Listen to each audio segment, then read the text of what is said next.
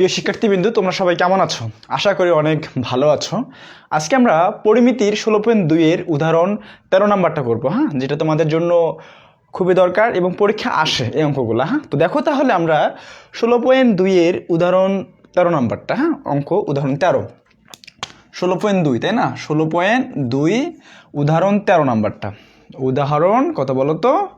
উদাহরণ হচ্ছে 13 নাম্বারটা। তোমাদের বইটা একটু বের করো, হ্যাঁ, বের করে 16.2 বের করে উদাহরণ 13 নাম্বার একটু দেখো অঙ্কটা কি বলা আছে। হ্যাঁ, এটা তোমাদের ক প্লাস এমসিকিউ, কয়ে আসার এমসিকিউতে এই কোশ্চেনটা আসে। হ্যাঁ, দেখো তাহলে আমরা অঙ্কটা একটু দেখি কি বলছে। অঙ্কটাতে বলা আছে একটি রম্বসের একটি কর্ণ 10 মিটার দেওয়া আছে এবং এর ক্ষেত্রফল 120 বর্গমিটার হলে অপর কর্ণ এবং পরিসীমা নির্ণয় করতে বলছে আমাদের, তাই না? তো দেখো তাহলে আমরা আগে কোশ্চেনটাকে তুলি আমরা, হ্যাঁ, কোশ্চেনটা তুললে আমরা বুঝতে পারবো যে আমাদের কী বের করতে বলছে। দেখো এখানে একটা রম্বসের কথা বলা আছে, তাহলে একটি রম্বসের হ্যাঁ, একটি রম্বসের কি বলছে জানো? একটি কর্ণ দেওয়া আছে, একটি কর্ণ, একটি বলতো কি, একটি কর্ণ 10 মিটার দেওয়া আছে, হ্যাঁ, এবং কি বলতো, এবং ক্ষেত্রফল দেওয়া আছে তোমাদের 120 বর্গমিটার। 100 কি বলতো 20 বর্গমিটার, হ্যাঁ, বর্গমিটার হলে অপর কর্ণ বের করতে বলছে। অপর কর্ণটি কত হবে? অপর কর্ণটি কত, এটা তোমাদের বের করতে বলছে, তাই তো? এটা তোমাদের আনতে বলছে। ওকে, ঠিক আছে। এটা ক প্লাস এমসিকিউ, কয়ে আসতে পারে এবং এমসিকিউতে আসতে পারে এই কোশ্চেনটা, বোঝা গেছে? তো দেখো আমরা এটা এখন সমাধান করব। খুবই সোজা একটা অঙ্ক। সেটা হচ্ছে একটা রম্বসের কথা বলা আছে এখানে। তো যেহেতু রম্বসের কথা বলা আছে, তো শুরুতে আমরা একটা রম্বসের ফিগার আউট করবো, তাহলে আমাদের জন্য বুঝতে সুবিধা হবে। হ্যাঁ, তো দেখো আমরা সমাধান করতেছি তাহলে। এখন একটা রম্বস, তাহলে আমরা সুন্দর করে একটা রম্বস আউট করি। দেখো মনে করলাম ইহা একটা রম্বস, হ্যাঁ, ইহা একটা কি বলতো রম্বস, হ্যাঁ, মনে করি ইহা একটা কি বলতো রম্বস। নাম দিলাম এ বি সি ডি, এটা কি রম্বস। ওকে, ঠিক আছে। এই রম্বসের একটা কর্ণ দেওয়া আছে 10 মিটার। হ্যাঁ, এখন স্যার কর্ণ কোন দুইটা? কর্ণ হচ্ছে এসি একটা কর্ণ এবং বিডি একটা কর্ণ। এসি একটা কর্ণ আর কি বলতো দেখি, বিডি একটা কিন্তু কর্ণ, এই দুটা কিন্তু কর্ণ। ওকে, কেমন? তো একটা কর্ণ দেওয়া আছে 10 মিটার দেওয়া আছে এবং ক্ষেত্রফল দেওয়া আছে 120 বর্গমিটার। তাহলে মনে করলাম এখানে এই কর্ণটা মনে করলাম এসি কর্ণ মনে করলাম 10। ওকে, এসি কর্ণ মনে করলাম কি বলতো 10 মনে করলাম, এটা মনে করলাম 10, এটা হচ্ছে কি বলতো 10 মিটার মনে করলাম। এসি কর্ণটা হচ্ছে 10, তাহলে এসি কর্ণ, তাই না? তাহলে কর্ণ এসি কত বলতো 10 মিটার, এটা দেওয়া আছে আমাদের। আর কি দেওয়া আছে বলতো?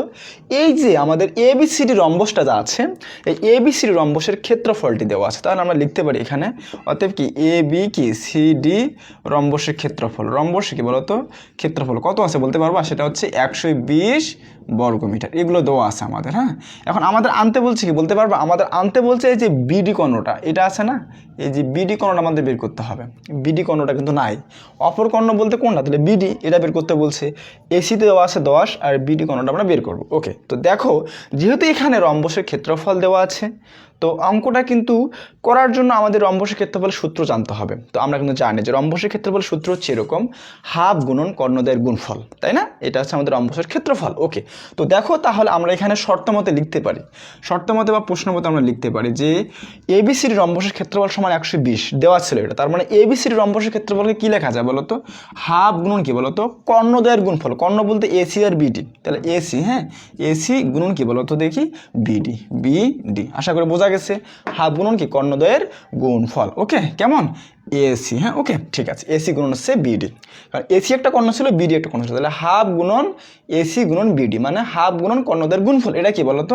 এটা হচ্ছে রম্বসের ক্ষেত্রফল। এখন এইটা রম্বসের ক্ষেত্রফল, এটাও তো রম্বসের ক্ষেত্রফল ভাই। তাহলে শর্ত মতো আমরা লিখতে পারি কি 120 লেখা যায় না? অবশ্যই লেখা যাবে, কারণ দুইটাই তো ক্ষেত্রফল।